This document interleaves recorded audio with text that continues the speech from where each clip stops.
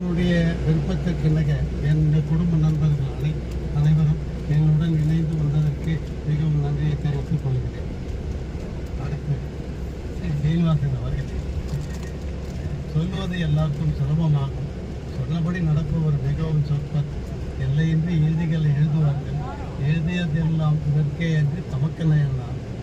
உலகில் நாம் இந்த தலைவர் சொன்னது போல் சீனிவாசன் அவர்களை போல் 2000 கிலோமீட்டருக்கு அங்கிருந்து இங்கே வந்தாலும் இங்கே வந்து அந்த சாப்பாடு, அந்த தென்னிந்திய சாப்பாடு வசதியை செய்து கொடுத்து எங்களை வந்து திருப்திப்படுத்தியதற்கு மிகவும் நன்றி.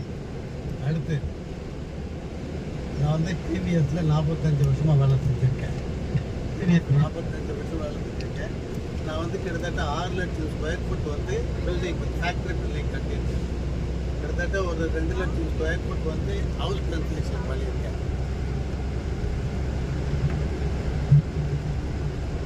கிட்டத்தட்ட 18,000 மரம் கன்றுகள் நட்டிருக்கேன். ஒரு 10 குளம் வெட்டியிருக்கேன்.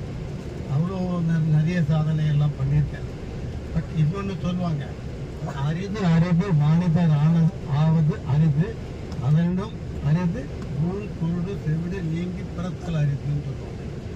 பட் என்னென்னு நான் எவ்வளோ சாதனை பண்ணியிருக்கேன். எனக்கு எல்லா செல்வமும் இருக்குது.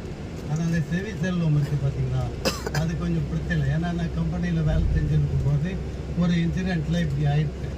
பட் அது நான் செல்வத்துக்கு செல்வம் செவிச்செல்வம் இன்னும் அந்த செவிச்செல்வம் தான் எல்லாத்துக்கும் முக்கியம்.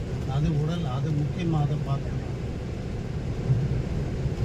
அதனால் சீனிவாசன் அவர்களுக்கு நான் சொல்கிறேன். இன்னொன்று என்னன்னு சொல்லணும்னா,